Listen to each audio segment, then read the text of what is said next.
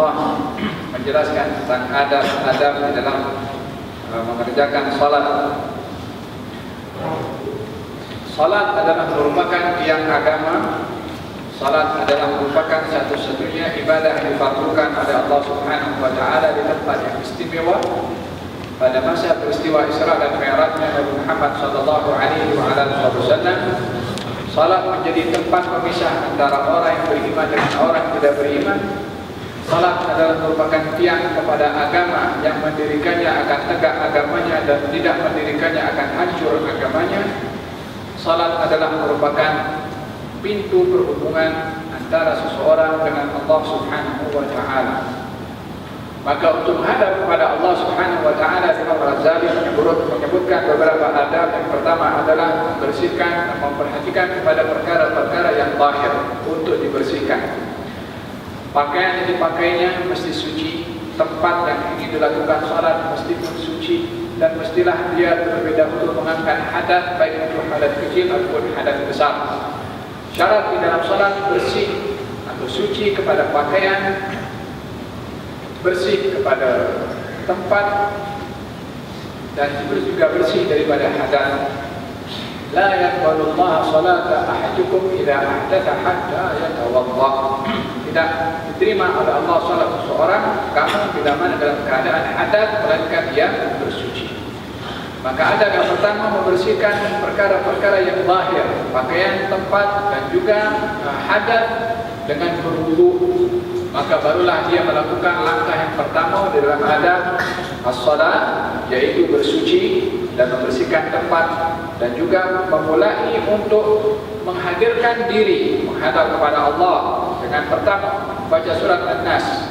Isi kandungan surat An-Nas berlindung kepada Allah daripada gangguan syaitan. Maka untuk menghadap kepada Allah di dalam salat, supaya fokus dan tidak diganggu hati kita ketika salat, kita diperintahkan untuk digalakkan membaca surat An-Nas agar supaya ketika masuk di dalam salat tidak diganggu oleh syaitan. Atau kurang-kurang kita mengucapkan a'udzubillahi minasyaitonir rajim atau a'udzubillahi as-sami'il 'alim minasyaitonir rajim. Maka perkara-perkara itu adalah bahagian daripada sebab untuk dapat membersihkan diri daripada diganggu oleh syaitan dan was-was ketika berada di dalam salat. Sementara salat seseorang itu tidak diterima oleh Allah Subhanahu wa taala, melainkan apa khusyuk yang dia rasa di dalam salat, hanya sekedar itu yang diterima oleh Allah Subhanahu wa ta'ala. Olehada Imam Ghazali mengatakan bersihkan dulu daripada najis, kemudian tempat, dan juga hendaklah menutup aurat laki-laki daripada pusar sampai ke lutut, dan perempuan semua tubuh badannya kecuali muka dan telapak tangan.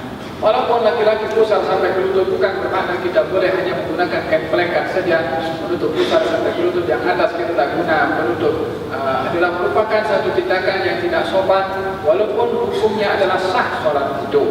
Kita lebih melihat kepada kesempurnaan di dalam sikap dan sifat kita untuk salat, bukan hanya mengambil memenuhi syarat saja, karena setiap tambahan dalam adab yang kita lakukan akan ditambahkan ganjaran juga oleh Allah Subhanahu wa ta'ala. Intisari daripada salat itu adalah al-khusyuk. Macam mana kita khusyuk? Adalah dengan kita mengingatkan diri kita kalau kita akan berdiri menghadap kepada Allah. Lihat di dalam hadis Nabi SAW, kalau seorang masuk dalam salat dan dia menoleh ke kanan ataupun ke kiri, Allah berfirman, "Iltafata anni 'abdi", hambaku adalah terpaling daripada aku, menoleh saja ke kanan dan ke kiri secara fisikal. Maka Allah Subhanahu wa ta'ala, Allah menjawab, dia adalah berpaling daripada aku. Oleh hal maknanya tak boleh digunakan banyak pergerakan di dalam salat, mereka fokus menghadap kepada al-qiblah atau tempat sujud. Baginda Rasulullah melihat seseorang yang memainkan janggutnya di dalam salat macam ni, kata baginda Rasulullah, "Law khasha'a qalbuhu la khasha'at jawarihu." Kalau hatinya khusyuk, anggota tubuh badannya pun boleh khusyuk. Wahai dalam salat jangan sibuk kepada yang lain, fokus seakan-akan kita salat dipandang oleh orang yang yang kita segani. Siapa saja yang kita segani dalam hidup ini, kalau kita salat dipandang, dia dulu tengok macam mana kita salat. Macam mana agaknya kita bersolat? Takbirnya kita pas semua, rukuknya sempurna, tak ada laju ekspres kita punya salat sempurna. Sebab apa? Ada orang pantau, ada orang tengok. Allah Subhanahu wa ta'ala, adakah kita nak takut kepada atau segan kepada orang? Tak segan kepada yang maha mengetahui sampai ke dalam isi hati kita. Dia tahu. Itu orang yang tengok kepada kita, tahu nampak zahir saja. Allah tahu isi hati kita. Yang dipandang oleh Allah isi hati kita bukan hanya zahirnya sahaja. Allah lebih patut untuk kita segan kepadanya. Boleh ada tegur kepada hawa nafsu. Ya hawa nafsu, wahai hawa nafsu, kau segan kepada orang lain, tak segan kepada yang maha mengetahui.